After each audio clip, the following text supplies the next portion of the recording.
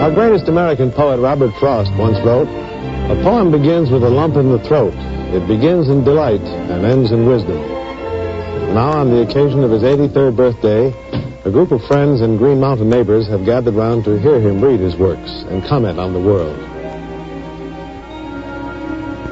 Shrewsbury Center, Vermont. Welcome you all. Then I'm going to read you a poem that's about another of our spring works. The chief one you've heard of all day, sugaring. This is about mending wall, and it's almost gone out. There are hardly any walls mended anymore. We just run a strand of barbed wire along them and leave them where they lay. Where God flang them, somebody said. This is the poem, Mending Wall.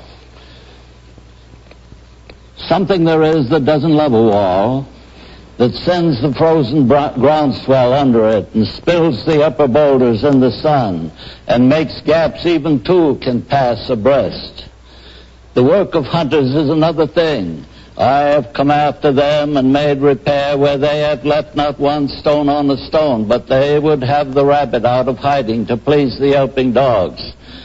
The gaps I mean, no one has seen them made or heard them made, but at spring mending time we find them there.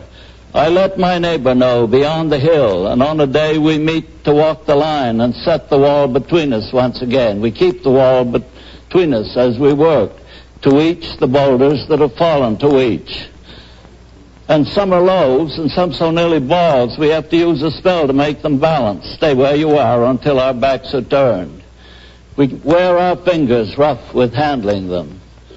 Oh, just another kind of outdoor game, one on the side. It comes to little more there where it is. We do not need the wall. He is all pine and I am apple orchard. My apple trees will never get across and eat the cones under his pines, I tell him. He only says good fences make good neighbors. Spring is the mischief in me, and I wonder if I could put a notion in his head. Why do they make good neighbors? Isn't it where there are cows? But here there are no cows. Before I build a wall, I'd ask to know what I was walling in or walling out, and to whom I was like to give offense. Something there is that doesn't love a wall, that wants it down. I could say elves to him, but it's not elves exactly, and I'd rather he said it for himself. I see him there, bringing a stone grasped firmly by the top in each hand like an old stone savage. He moves in darkness, as it seems to me, not of woods only in the shade of trees. He will not go behind his father's saying, and he likes having thought of it so well, he says again, good fences make good neighbors. You see, spring is mentioned twice in that. It's a spring poem, and one of the two great spring works as they used to be.